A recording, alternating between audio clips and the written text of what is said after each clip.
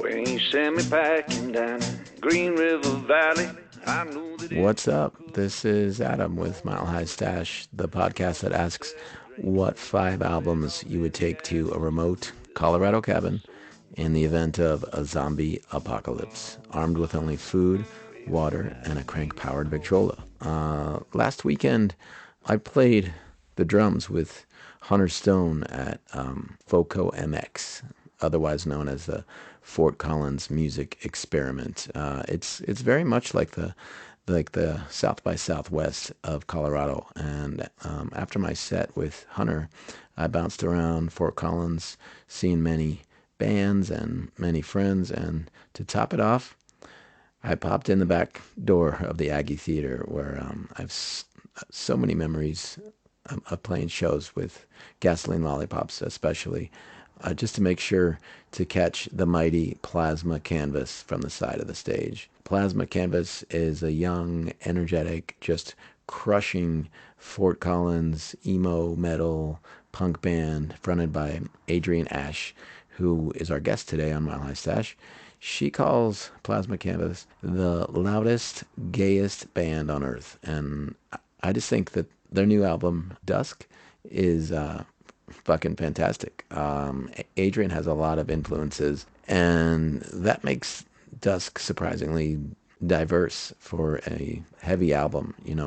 It's kind of all over the place, although it has, some themes. I feel like sometimes I talk too much, and that's probably happening right now. But my interview with Adrienne definitely helped with that, because she just goes when you ask a question, and I like that, partly because her experience of being a trans kid from outside St. Louis and showing up in Colorado with basically nothing but a guitar is really not something to interrupt, or something that I could explain myself. So sit back and enjoy this one. Today's episode of Mile High Stash is brought to you by the amazing Punk is Dad charity for music students in Colorado. And you'll hear more about that in a second. I also wanted to remind everybody that I'm doing another live recording of Mile High Stash on Saturday, June 3rd at the Roots Music Project in Boulder with singer-songwriter Steve Varney of Gregory Alan Isakov's band and opening act Rachel Sliker of the River, Arkansas. So I hope to see you Saturday, June 3rd at the Roots Music Project in Boulder. All right, see you on the other side.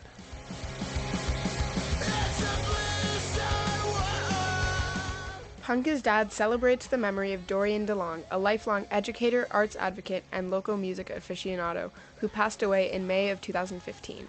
After a brief COVID hiatus, Punk is Dad returns Saturday, June 17th, when influential and emerging Colorado bands come together for arts and music education at Oscar Blues Black Buzzard in Denver. The 5th annual Punk is Dad benefit concert will feature Fast Eddie, Dressy Bessie, and Jaguar Stevens. Punk is Dad raises money for the Dorian DeLong Arts and Music Scholarship Foundation, which since 2017 has made $1,500 to $2,500 awards to students graduating from Colorado high schools to study arts or music at Colorado colleges and universities. Past Punk is Dad concerts have featured bands like the Velveteers and Gasoline Lollipops. This year's lineup on June 17th at Oscar Blues Black Buzzard in Denver will continue to offer high-energy performances and a good time for a great cause. For more info, head to punkisdad.org.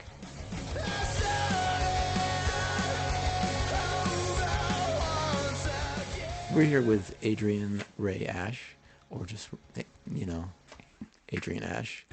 Yeah. And you said that you live in Fort Collins. Have you lived there a long time? Oh, geez. Yeah, about 7 years. Something like that. And where are you from? St. Louis. St. Louis? St. Louis, Missouri, yeah. Oh. I have a good friend who is a bass player in one of the groups I play with, and he's from St. Louis. And it seems like one of those places where people can be so nice that it's almost like off-putting. Yeah. Is that true? Yeah, I mean, it's kind of, it's the show me state, I guess. So, like, people kind of want you to back your words up, and, like, they want you to, like, basically, show me, don't talk about it, be about it. So like a lot of people tend to value like labor, and so there's not a lot of space for art in places like where I grew up, which was sort of a small town and kind of a red area, and so I mean, there's a really cool like arts and queer scene up in like St. Louis, but I grew up like an hour away from that, so it was kind of just a little bit of a different vibe for me, but I got to experience like a couple of different flavors of growing up in that area, because like the city is, as that's what everybody calls it, like who lives around the St. Louis area is like, we're going up to the city this weekend. Oh, where are you gonna go? Oh, we're gonna go up to the Loop, and so I grew up in kind of a more like redneck area, pretty working class. Not much of like a music scene going on, but like me and my friends and some other like people from surrounding towns that had like similar taste in music, we would play like garage shows, or like the closest thing resembling DIY was like a bunch of people and a bunch of bands that don't really sound alike going to some dude's property out in the woods and just getting trashed and playing to a bunch of it was great. It was pretty cool, but it's the whole like being so nice that it's off-putting is it's definitely a real thing. There's such a thing as Midwest nice, which is it's not necessarily being nice. Like my mom always told me that there was a difference between being nice and being kind, and like I try to be both, to be honest. But it's real easy to be one and not the other, and it's almost like when you go to the South, you hear a lot of, oh, bless your heart. Like, oh, you're so dumb. That's what that means. And then in Missouri, it's like, oh, well, you have such interesting taste. That's, wow, what an outfit. Like it's kind of that kind of nice. Right. So it can be a little bit off-putting, but also it's sort of I've met a lot of people who compare it to like, I've got like a friend from the UK that compared like people from Missouri being like kind of a microcosm of just people in the United States, and how like there's just such a cultural difference of like, we hug and we smile and we're like, hey, how's it going? What do you, kind of loudly in your face, kind of kind to people. Yeah, it freaks people out, especially if you're from like, a bigger city, or like, just a place where people just kind of do their own thing. But it's kind of it's a double-edged sword, because like when you live in a smaller area like that, everybody's there for each other, like there's a lot of a sense of community because everybody knows everybody. There's not very many people there, but everyone's all up in each other's business too. So like everybody knows everything about everybody, and it makes it really hard to kind of form your own identity, because people just have like such a solid idea of you from when you were like 2 feet tall. I don't know. I was going somewhere with that, but ADHD took over. So. How did you end up in Colorado? Ended up in Colorado just because I kind of got sick of being there. Yeah. To be honest, it was honestly it was I was 25, and I just there was just nothing left for me where I was growing up, and I could drive up and down Fifth Street on a Saturday night for the millionth time, but there just wasn't anything left, and I knew that like if I didn't leave there, that I would end up like going through the same cycle that I'd seen so many people go through, which is like, getting hooked on like meth or going to jail because there's like a small population, but the cops have to make their quotas. So like the cops are really, really strict where I come from. What's the name of the town? Is it St. Louis? Washington, Missouri. Okay. So it's about an hour away from St. Louis. It was kind of, I grew up like going to St. Louis every now and then, but like for the most part, it was pretty removed from that. Yeah. And did you go straight to Fort Collins? No, actually, I had some friends in Denver, and I didn't really have a plan. Yeah. To be honest, it was sort of a thing of desperation, because I had it's weird because I don't like to make being trans my identity. But it has informed a lot of the decisions I've made. Like, for example, I grew up in a small town where everybody knew me, and whenever I came out, it was a thing where I figured out I was trans. Then like 2 weeks later, less than like 2 weeks later, I told everybody. And Yeah. When was this? October 2014. So it was, there was just starting to become like a bunch of information about us in the media, and it, largely was not great. So whenever I came out, I had a lot of people who were supportive, a lot of people who were really cool, but there were even more people who were confused or just straight up ignorant. I had some people that I'd known my entire life, like, send me really horrible messages over like Facebook and stuff. So I just kind of, I don't know, I got through another year living there, but I started to feel like just generally unsafe. I'm sorry. And I mean, physically, I probably would have been okay.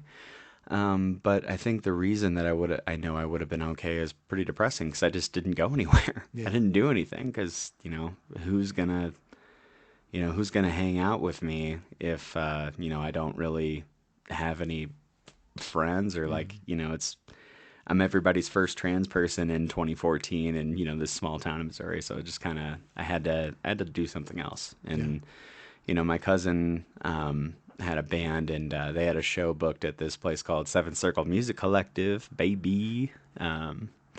So it was kind of a crazy coincidence actually, because I had met Aaron Say, the at the time owner of that space.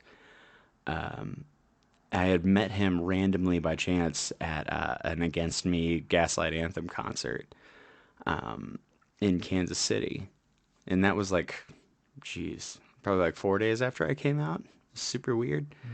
But Aaron was like, "Yeah, dude, if you ever make it out to Denver, I got a really cool venue, and you probably like find a lot of community there." And so I was like, okay, sweet. And, we exchanged numbers, and I was like, driving back to my hometown, like, I'll probably never see that guy again, but like, it's good to make a new friend. And, about a year later, I actually called him up and I was like, hey dude, I gotta get out of here. What am I doing here? Can you help me, like find somewhere to land? And, he was like, well, I have like a couple of friends that I can talk to. And, through Aaron kind of setting up a support structure for me, I was able to like find a place to crash for a while, and it just wasn't the right fit. So I ended up like moving up to Fort Collins after I found like somewhere to stay, and I had some friends up here, and I had a partner that I had just started dating, and it was kind of a thing where I just met you, really? But could you maybe not let me sleep outside? Yeah. And so it was, I ended up moving to Fort Collins because it was a matter of survival, pretty much. Like I moved to Denver with $60 and a couple baskets of clothes and a couple guitars, and that was about it. So I kind of screwed myself in the planning department, but yeah, I don't know. I feel very lucky to still be alive and to, done what I've managed to do. Looking back at like kind of how freaked out I was in my cousin's van with his band, coming to Denver for the first time and not really knowing what I was doing after they left and I stayed. But yeah, I remember it was December 4th, 2015. I moved to Denver and I played a show with my cousin's band at Seven Circle. And then about a month after that, I moved to Fort Collins, and good like 3 months after that, I started Plasma Canvas. So Plasma Canvas was started in 2015? 2016. But like a lot of the songs that I had written had been around since like 2015 or so. What kind of places did Plasma Canvas originally play, like Surfside and Hody's, or? Yeah, it was kind of the very first couple of shows I think were like 7 Circle shows, because I just didn't know anybody anywhere else, and I didn't know how to get Even though it was friends an hour anywhere. away. Yeah, yeah. And actually, I think one of the first shows we ever played was at the Forge, which was this space in Boulder that's no longer It's here. not here anymore, and that space has been a bunch of different things. Yeah, maybe it was something else before and something else after. I know that it got shut down, and I was really bummed about it. But yeah, I remember one of the first shows we ever played was at the Forge, and it was me and the original drummer Dave, and it was kind of like I met him through Craigslist because I was just like, I have a bunch of songs, I want to document this, and I don't really know what I'm doing. Yeah. I just have a bunch of songs that I'm proud of, and I would like to document them somehow. And I can do everything else. I just need someone to play the drums. So it was originally a duo. Yeah, sort of. It kind of fell into being a duo because like what happened was I was worshiping at the altar of these songs, and I didn't really know what it was going to be. I just knew that like it was all I had. It was just this collection of memories that I had put melodies to. Yeah. And I wanted to leave my mark, and like, if like somebody like the Dickies can stick around for a long time and leave their mark, I can leave mine. Yeah. There's a million crappy punk records out there, and why not add one more just because it's mine? And this is my story. That's like the whole point, right? Like anybody can do it. Anybody can pick it up. And for me, I felt like I had a little bit of a story to share. And I don't know if it's profound or anything, but it's honest. And that was the kind of the point of it. Is I wrote a bunch of songs that felt real, and it started as like just a way to remove the filter between me and the world, like just blood and guts on a canvas. Yeah. And because I had been in bands before where I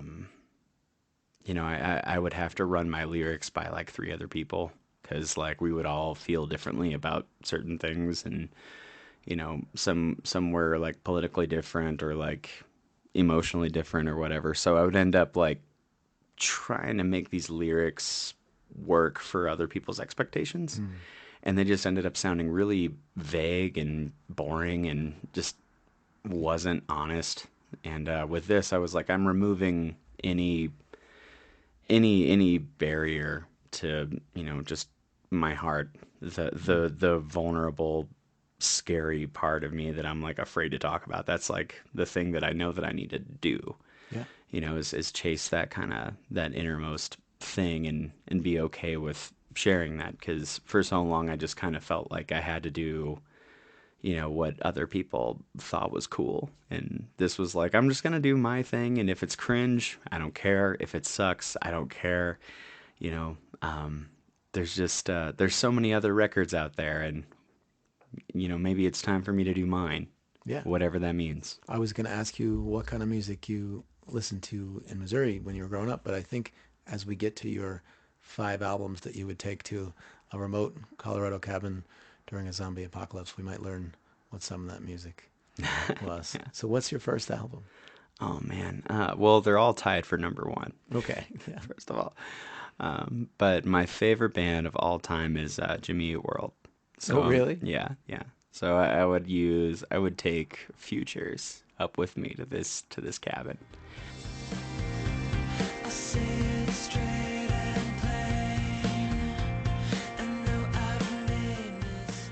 Because that record, it just, I remember it came out when I was like 13 years old or so, and I was like maybe a little bit too young for it then, but like I kind of came back to it when I was like 18 or so, and I just, oh man, it just hit like a brick wall at that point, and I just never, there are so many other records by them that I love, but that one is just, where Jim was, I feel, mentally when he wrote that one, and like the Stay on My Side Tonight EP that happened like right afterwards. It was just a really special time a really painful time. Like, I don't think I'd want to like talk to him during that time, but Yeah. like the music is honest.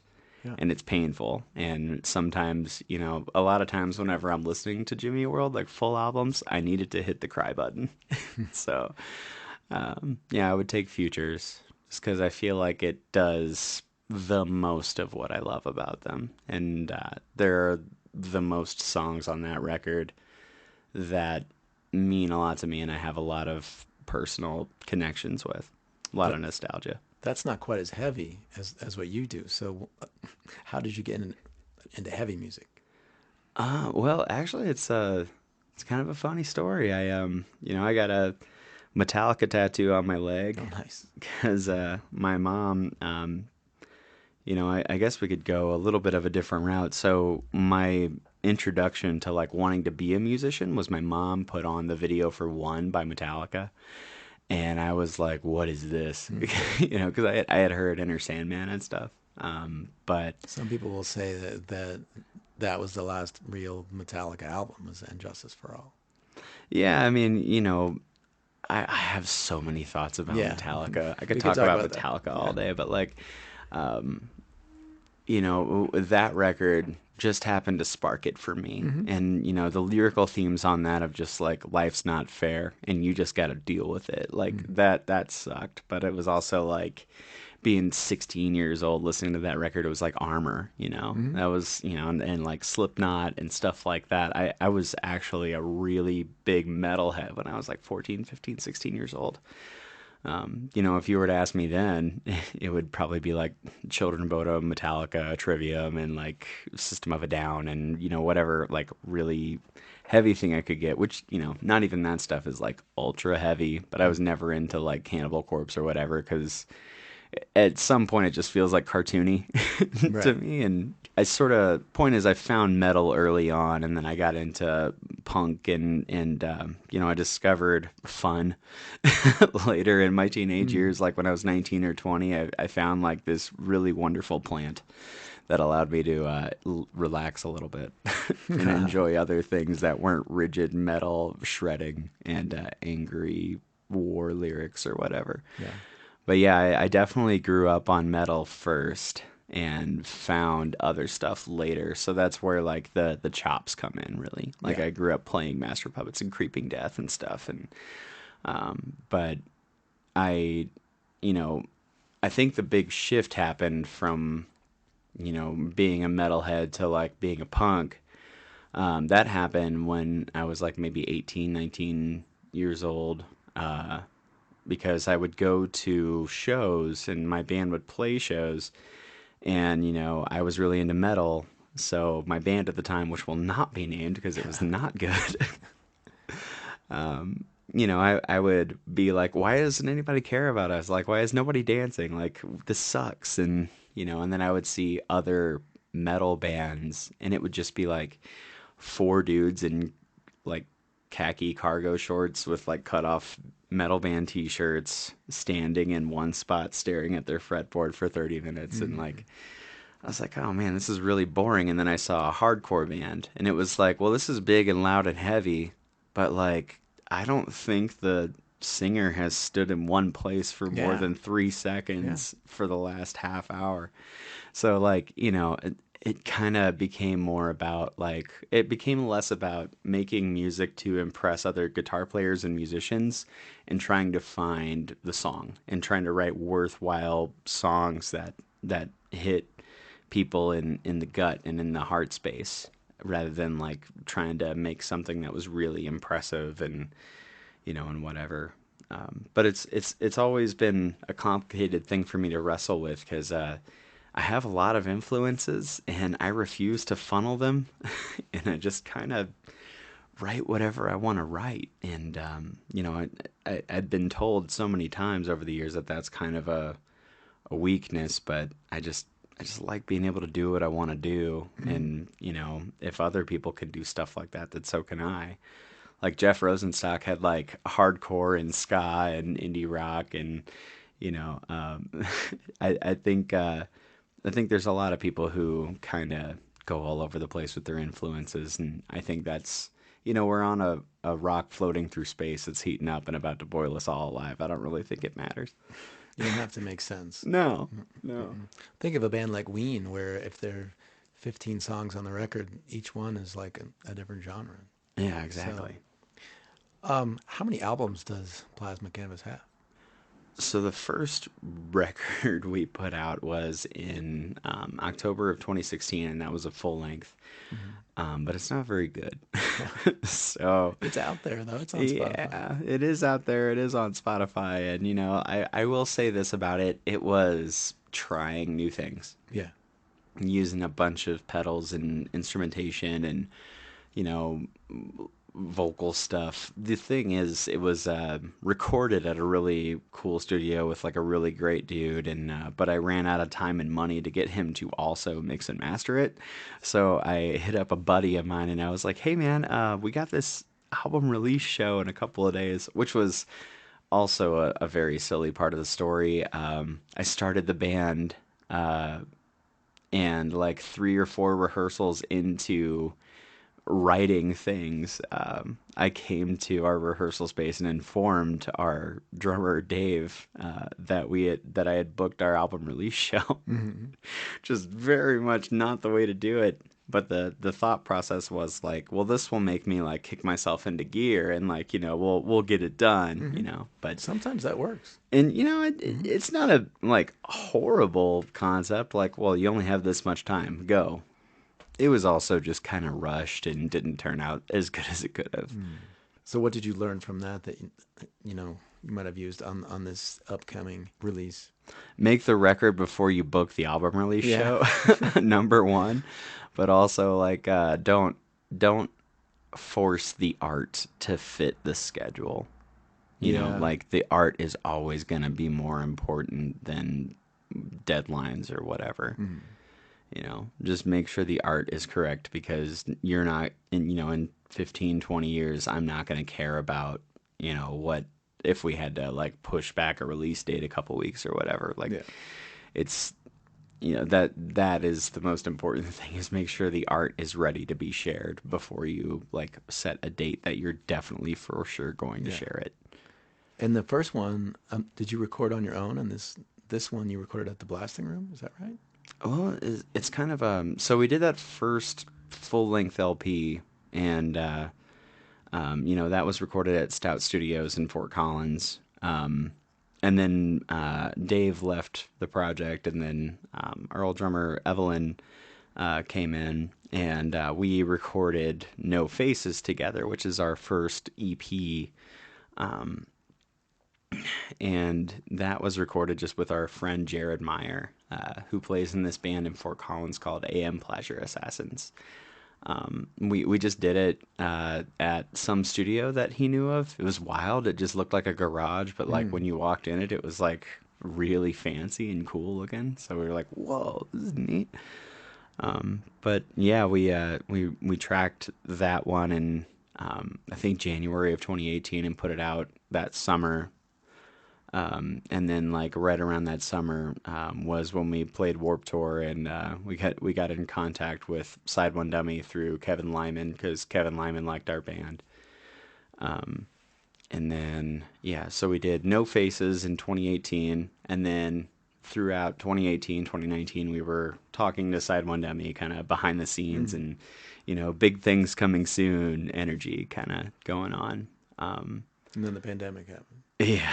So we recorded Killer Majestic in November of 2019, and we were just like stoked, because it was like we got signed to a label, and it's like a pretty cool label, and we're going to have a lot of opportunities come out of this, which we did. February 2020, we were on the phone with this booking agent who like was really, really cool, and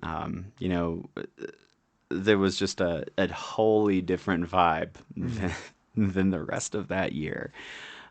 We had this tour lined up with Lagwagon and Less Than Jake. That was going to happen in May, and it was going to be kind of like, all right, well, let's see where they go from there, And then 2020 happened, and that didn't pan out. So instead, what happened was we released Killer Majestic in June of 2020, and Oh man, that was rough. It was really rough because first of all, it was a record that we didn't hate it. We didn't dislike it, but we weren't like the most proud of it because it was just, we were ready to make a record, because we had put out No Faces in 2018 and it had been like a year and a half since then, and we were like, okay, well, we're ready to like make a record. And the way that it turned out was like, well, let's just try something a little bit, less risky, and we'll see how that goes, and then we'll figure the rest out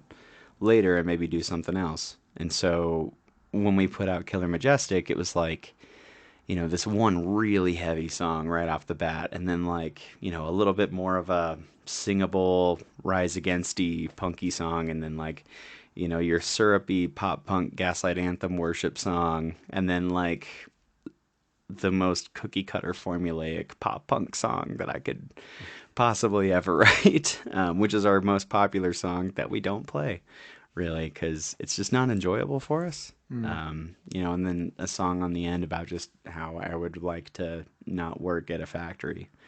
Yeah. And, so it was it wasn't my strongest moment as a songwriter. And I felt like there was so much more that I wanted to say, and I kind of used Killer Majestic as like, there were some really strong songs on there, but it, with those 5 songs that we were kind of like, that's all right, we'll put this out, let's see what happens. Like it, to have that be the sole representation of the culmination of years of work, it was rough because when 2020 happened and everything shut down, we were like, dang, dude, like we have to put this thing out here, and half the songs on here are like, sound like they could have been on a Tony Hawk soundtrack. And people's loved ones are being buried, and like right. It's just not the time to sell an upbeat pop punk record. Yeah. And it sucked in so many ways, but we just joined the chorus of musicians who were like, well, I guess I used to be a musician. We just joined the ranks of so many people who were about to do cool things, and then it just fell apart. So it's, Killer Majestic being the only thing that anyone's heard from us for the last 2 years was a pretty big bummer for me and Evelyn. And, so it feels pretty good to have something new to talk about with people. So that's where we are with DUSK. You recorded the new record with Bill Stevenson and... Killer Majestic was the first thing we did with Side One Dummy, and we did that at the Blasting Room as well, with Bill and Andrew. And then Jason Livermore mastered it. And the same thing with DUSK was... Andrew did the engineering on it, and tracked like all of the instrumentation, and yeah. Bill showed up when it was time to do vocals and like helped me dig the songs out. And then Jason, did the mastering thing, which I still don't really understand, but I'm very grateful for because it sounds great. Trying to explain to people the difference between mixing and mastering is it's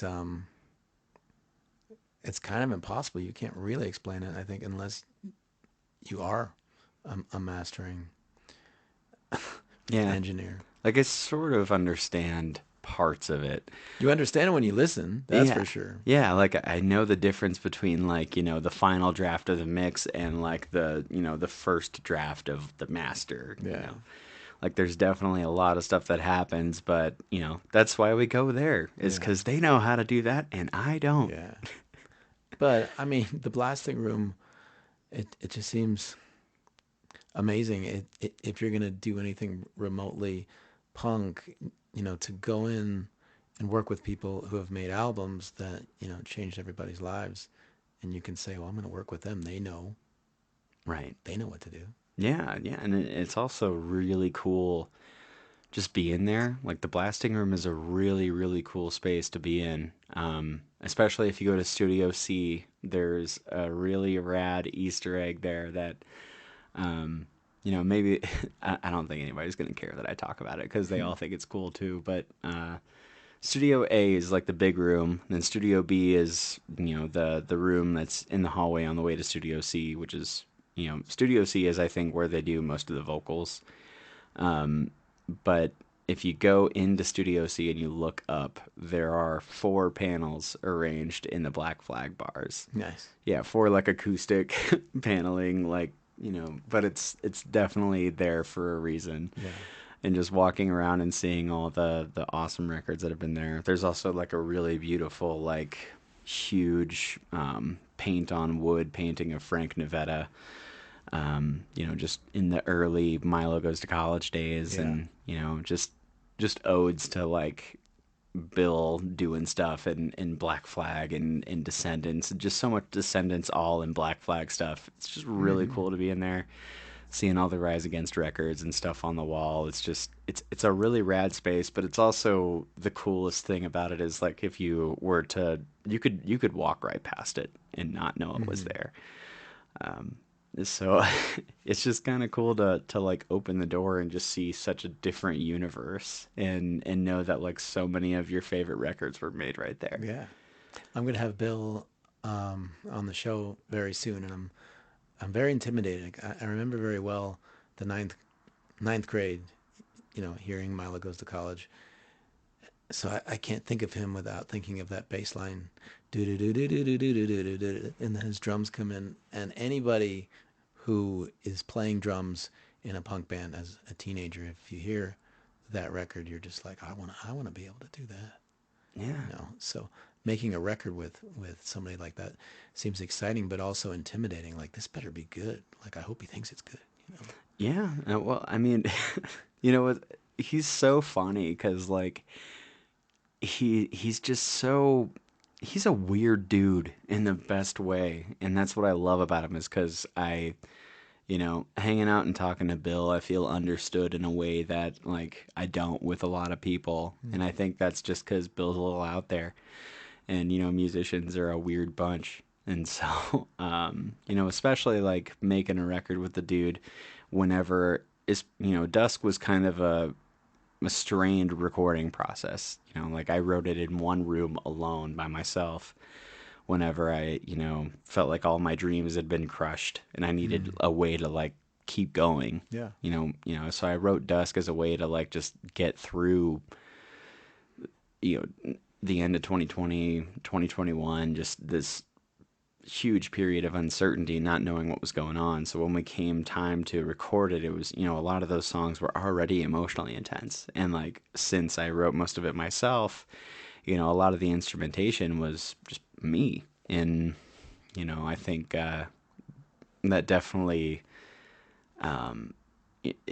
it was a big learning experience in how to do things and how not to do things. And, with Bill, it was just me and him doing the vocals, and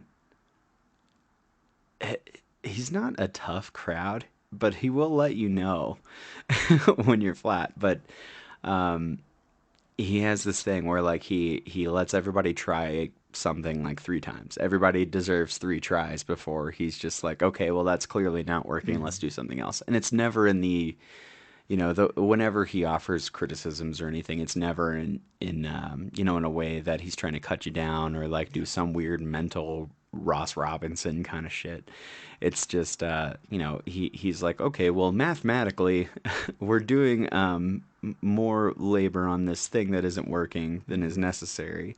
So maybe we should try something else. And, sometimes the way he can go about saying that can be just very to the point, and to the point where it's like a bit jarring. But, he always means well, and he always comes from a place of empathy. And, whenever you tell him about like what certain songs are about, when it's, kind of close to the chest, he gets that, and it's cool to work with people who are professional about, singing songs that are about really heavy things. Yeah. Dusk was a hard record to record, and, not only did he think the songs were good, but, he was just really cool to have around. Yeah. Just as a person to talk to through it all, I want to ask you about the vocals in your band and on the record. But first, will you give me your number 2 and number 3? Oh yeah, absolutely. albums. So I got Weezer, the Blue Album. Why? Because it's perfect. Because it's perfect. Yeah. It's my favorite thing about Weezer. This is my favorite Weezer joke. My favorite thing about Weezer is that they made this one perfect record, and then they just never did anything again after that. They And kind I'm of just fell so off the face of grateful. the earth after that. Yeah. Which that makes all the Pinkerton fans so mad. But like whatever, it's just Weezer record. If you want to destroy my sweater, hold this thread as I walk away. Watch me unravel. I mean, this is the one with the sweater song and with Buddy Holly. Just like a master class in pop songwriting produced by Rick Ocasek of the Cars. Like it just, all goat, no skips all the way through. The guitar is if I think anything about the record is perfect, it's the guitar sound. Oh yeah. It's got that Johnny Ramone, like it's so actually the woman from the Velveteers is developing a sound like that where Demi. the guitar is like its own band. Yeah, dude. The Velveteers are so cool. It's been really rad to see them like just take off. Yeah. Because we played a lot of like DIY shows together back in the day, and like I remember playing this show in Fort Collins with them. It was just like in a garage. It was a packed garage. It was a great show, but like, it's just so cool to remember them doing that. And that was like I think that was like right when they first started playing with two drummers. Either that or it was right before. But like, just seeing them, open for Guns N' Roses and go out on tour with Greta Van Fleet and the Black Keys. It just, God, I cannot be more stoked for them. And just got the warm fuzzies every time I just see my buddies out there doing that. That's awesome. I took my kid to see the Velveteers recently, and I felt like it was as much of an education as if we went to like a science museum, history museum or something. It's like, this is important. You got to watch. This is how you do it. Well, yeah, and like they, I think, this is actually a good opportunity to talk about how much I've learned from them. Yeah. They've, just by them doing what they do, I've learned so much about myself as a musician. Because they are really good at just leaving some things to the imagination. Yeah. And, they post a lot on social media, but they don't tell you everything. Right. And, it's very music centric, and, I think that's really cool. And, the whole aesthetic and presentation and approach of Nightmare Daydream was really, really cool and thought out. And I really love the like timeless kind of vintagey aesthetic that they went with on that. And you can really tell that like Dan found the cool thing about them and kind of just like, let's chase that. And and they've always had, Demi's is so smart and just has built her own thing as a guitar player with the baritone and like the big fuzzy bass stack and guitar stack. Like I used to do a similar thing where I would have like a Vox AC30. I think Demi uses a Fender, but like I would have a Vox AC30 and like an Ampeg bass amp because I wanted to like fill it up and make it chunky. And bands like the Velveteers and In the Whale, they kind of helped me figure out how to do that. Especially like Nate from In the Whale was really helpful with like audio stuff, figuring out how to make it work better, just in general, less muddy, more precise.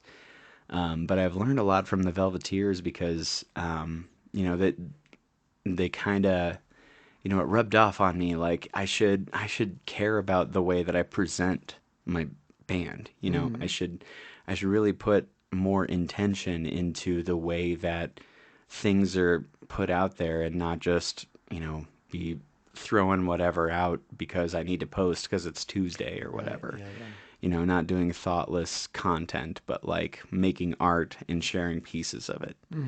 I think that's one really big, important lesson that I learned from them. And yeah, I don't know. I don't want to go on and on about the Velveteers. I just think they're awesome. Yeah. But my number 3 is going to be, oh man, this is a controversial choice. I had to pick one because I wanted to get more things in, but it's My Chemical Romance, Danger Days. Danger Days, The True Lives of the Fabulous Killjoys. Really don't care and I'll do it again. So get me out of my head. 'Cause it's getting kinda crazy now. Why is this controversial? Because, it's not the most popular record of their catalog, but it's my favorite world that they made. Because that's sort of the thing with My Chem, and what I always loved about them is how Gerard would go to places and create places.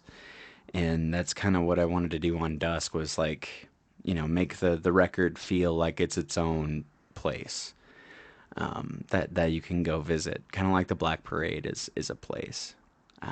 But I didn't want to do like the hard world building thing, of like having characters with names and stuff like that. It was just more like, I wrote all of these songs and I mean them, and they all have their own thing to say, and I'm gonna, I've always thought about like song sequencing while I'm writing songs. Like, this would sound really cool after this, which would sound really cool before that. And, I think that that's something I definitely picked up from My Chemical Romance. And I guess the controversial part would be, it was a tie between 3 Cheers for Sweet Revenge and Danger Days, The True Lives of the Fabulous Killjoys. But I think the only reason that Danger Days beat out 3 Cheers was because 3 Cheers has a lot of really great singles. And, it's a great record in general. But I think Danger Days is my favorite world that they built. How do you get through one song without blowing your voice out when you sing that way? You have vocal exercises that you do before shows? It's hard to say. Like, I mean, stage health is totally a thing, right? Yeah. Like, like if you've ever had like a cold or something and you get up on stage, it's like for 30 or 40 minutes you can get through it, but as soon as you're done, you just collapse, and that's definitely part of it.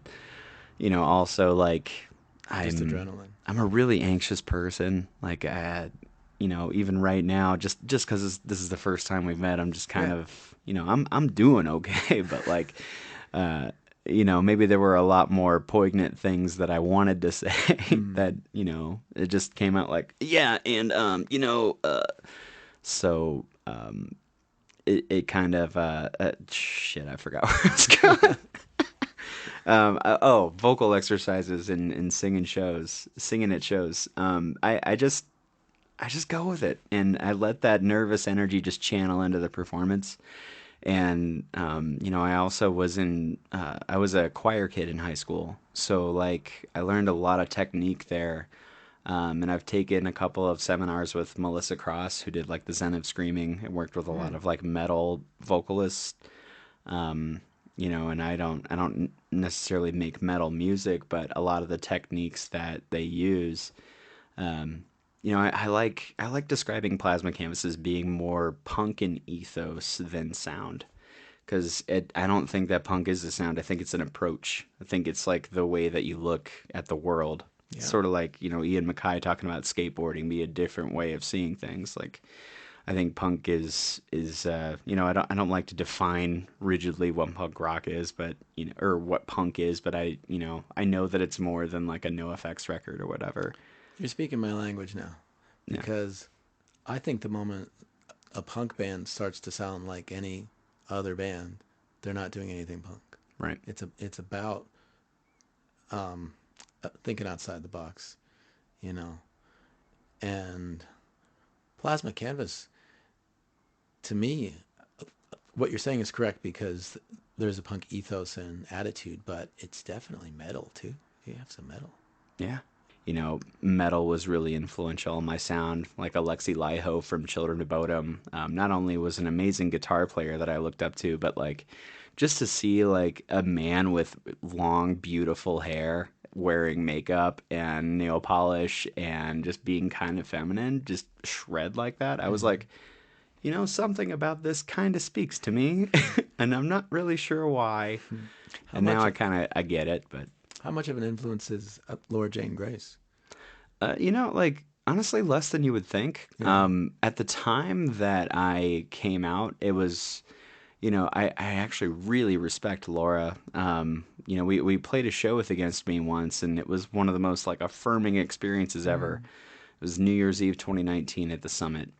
And that was like a big bucket list item for sure. Because, when I had heard of Against Me before Laura came out, but, I think in 2012 that Rolling Stone article came out about her, and I bought the copy of that magazine because it just seemed intriguing to me. And, I think reading it, I got some gears going. I was like, well, that's cool. Good for her. That's just great. Why am I feeling so many feelings? Why did I feel compelled to spend like $15 on this Rolling Stone magazine? Like, why do I, And it was a confusing thing. And whenever her record, Transgender Dysphoria Blues, came out, I bought it and I would listen to it all the time. Like, just to understand, because I just want to know like how other people feel, and maybe it can help me be a better person. And then, at one point I kind of realized that I was living a little vicariously through some of these lyrics, and before I knew it, I was kind of, the album had been out for like 9 months or so, and I had an experience where like my partner asked if they could do my makeup one night when we were like shit faced, and I was like, yeah, sure, whatever. And I woke up the next morning with a clear head, and I washed my hands after using the bathroom, looked up, and I saw myself with makeup on my face, and I was like, whoa, that's a good look. I should go with that more often. And like after thinking about it for a second and realizing the implications and why it looked good and felt normal, but like it's just really boringly normal feeling, but realizing why that felt like such a normal thing was pretty scary. But after a while I was like, yeah, I'm really actually feeling these lyrics unironically, personally. And but as time kind of went on, it's I'm really grateful for her, and for her writing her book. It's a great book. I learned a lot about the music industry from that book, and just what to do and what not to do as a band to kind of like get where you want to go, but also maybe not make some of the same mistakes that are avoidable. And so I've learned a lot from Laura, and I respect her so much, but like, the amount of times that I've had to defend myself from being like an Against Me ripoff is kind of a bummer. Like, I don't think your band sounds anything like Against Me. I really appreciate that, because that was something that we used to get a lot. Like, I'm happy anytime we get any other comparison, honestly. Other than like, oh, you guys remind me of In the Whale and the Velveteers, and I'm like, oh, I wonder why, because we were a two-piece for forever. Right. But it was either that or like, y'all remind me of Against Me, and I was like, really? Because I don't think we sound anything like them. When was the last time that Laura tuned to like drop G? Yeah. Against Me is not a metal band; it's a punk band. Right, yeah, and I don't necessarily think we're a metal band either, but we definitely get a lot heavier than Against Me, and like I think it just annoyed me that I would get compared to her all the time. And she's definitely like an influence on my sound for sure, and I've definitely like got a lot of respect for her and have learned a lot from her, but definitely like not as huge of an influence on me as like somebody could think, I guess. Yeah. Well, I would think that she is an influence to people across genres of music, just for the fact that she said, I'm trans, and that doesn't mean that I'm going to quit music. Doesn't mean that it changes really anything. Yeah, it was huge. Yeah. It was, and I don't want to downplay that at all, because like, for me, like, even before I came out, I knew how huge it was. And, I knew how important it was going to be because, like, I had never seen that before. And, I think I had maybe seen, like, some very brief mention of it in some documentary about, like, punk in the 80s and, like, somebody became, like, a different person or whatever. But it had never been reclaimed like that. It had never, like somebody calling you a transvestite or, the T word or whatever. It was always just like something that was tossed at you. And like, at least in music and in punk and like that world, it's, like I remember the 90s and early 2000s, like, gay slurs were the whole thing, or like, that's gay or whatever. Nowadays, I say that's gay whenever my partner does something really cute and romantic and sweet because I'm trying to take it back, And, with Laura writing her book and calling it tranny, and like writing a book and calling it, or writing a record and calling it Transgender Dysphoria Blues, it was just such a big, amazing, poignant moment. And that action of like coming out in Rolling Stone, being a rock star, staying a rock star, not like retiring into obscurity and letting the rumor mill do its thing. Like, she did so much for all of us doing that, and I will always be grateful to her for being the first one to stand up and say it and tell the world that I will be respected. Yeah. And I'm not asking. If there's anything punk, it's actually that. Yeah, More exactly. so than the music. You want to know about punk rock? You want to see who's really there? Tell all your friends you're a girl.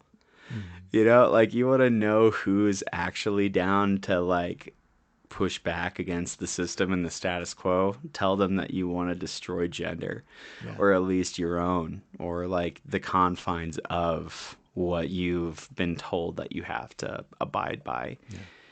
There's so much that's punk as fuck about that.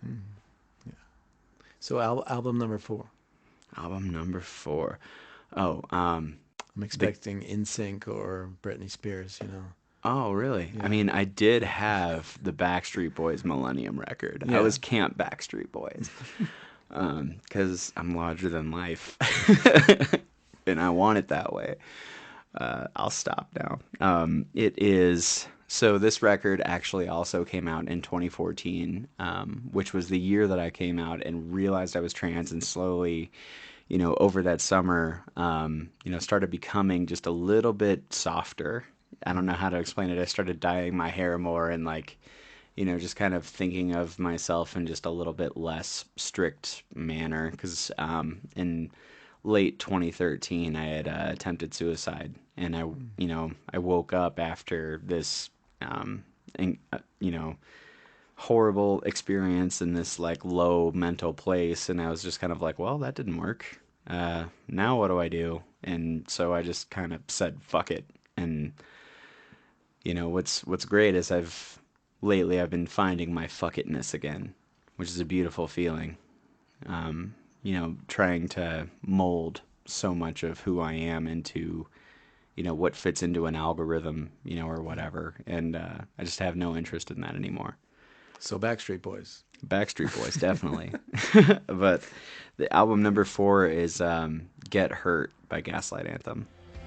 Have you come here to get hurt? Have you come to take her away from me? From me. Might as well do your worst to me. This band called the Gaslight Anthem it's one of my favorite bands. Brian Fallon is just an amazing songwriter, just worships at the altar of Bruce Springsteen. There's been a lot of comparisons, and it's a whole meme, but like, I love Get Hurt, and a lot of Gaslight Anthem fans don't feel similarly because it was the last record they did. It's the biggest departure. I think that record for me is the only one of their records that personally I can just zip through, no skips. The other ones are great too, but that one really just means a lot to me personally because I think it's the most personal and painful record, and they just tried a lot of new stuff on it. So I had to go with that one. If anybody listening hasn't heard that Gaslight Anthem album or any of these choices, don't forget that there is a Mile High Stash Spotify playlist with with at least one song from all of our guests' choices. Tell me about this new record and the future of the band. You know, what you're excited about, and obviously this time you recorded the album and then uh, booked the album release shows. Right. Yeah, we're so this is the record that we're trying to do everything the right way on. Not just for like business savvy reasons, but to respect the art, you know. It was a very painful record to write, and I want to make it worth it. It's definitely a record that I'm afraid for people to hear, which is a good thing.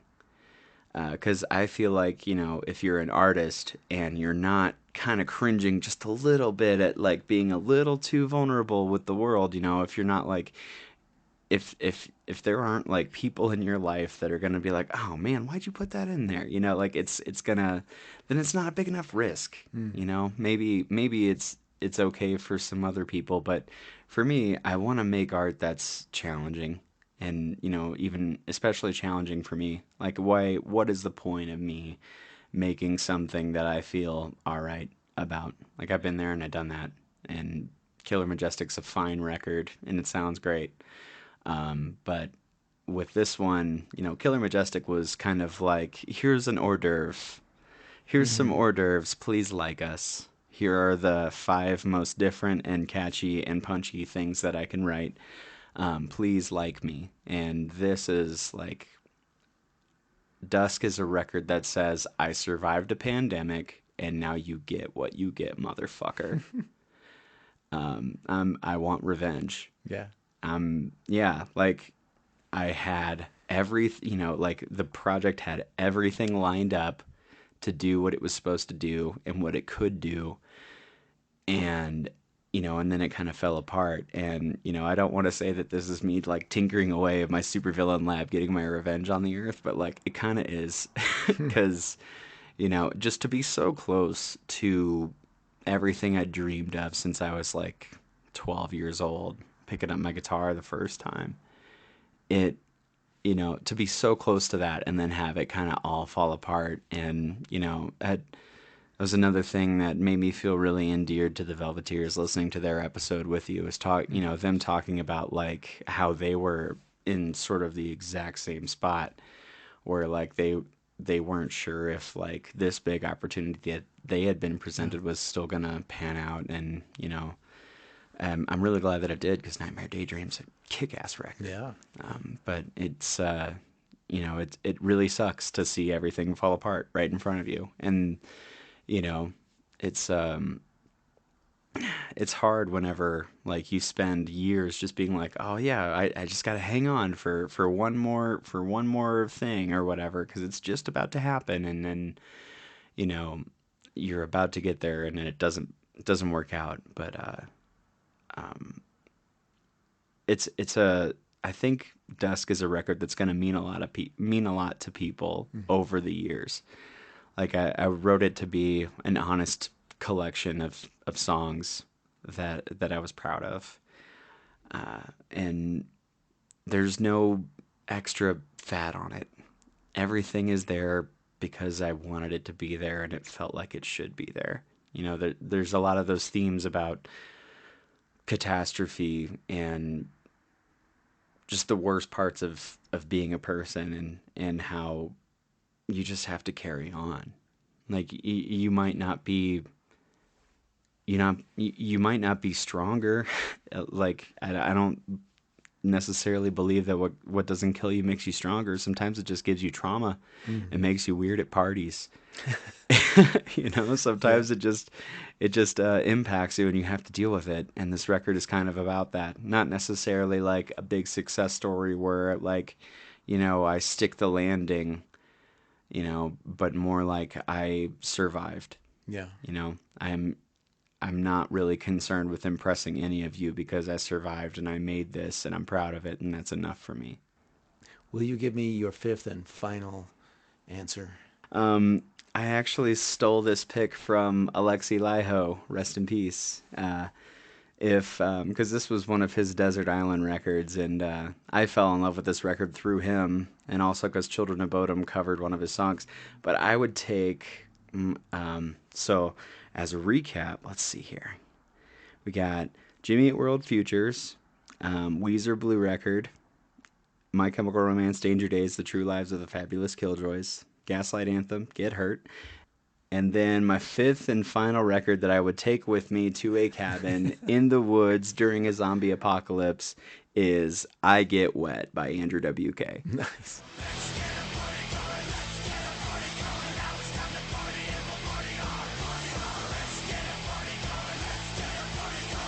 Because I need something to party with, like it.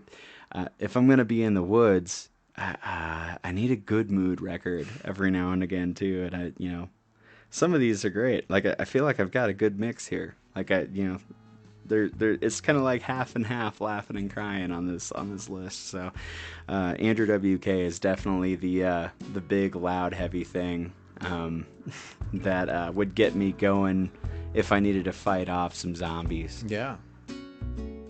I'll give you another hour, then I gotta run, I gotta fly away, leave you to fall. That was me and Adrienne Ash of the mighty Plasma Canvas, whose new album Dusk is one of my favorites of the year so far. Look them up wherever you listen to stuff, and make sure to wear earplugs if you see Plasma Canvas live. You're going to need it.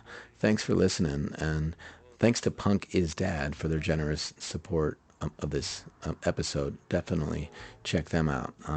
I will see you next Monday, as usual, and also Saturday, June 3rd at the Roots Music Project in Boulder, where we will be recording another live episode of Mile High Stash with my guest Steve Varney of Gregory Allen Isakov's band.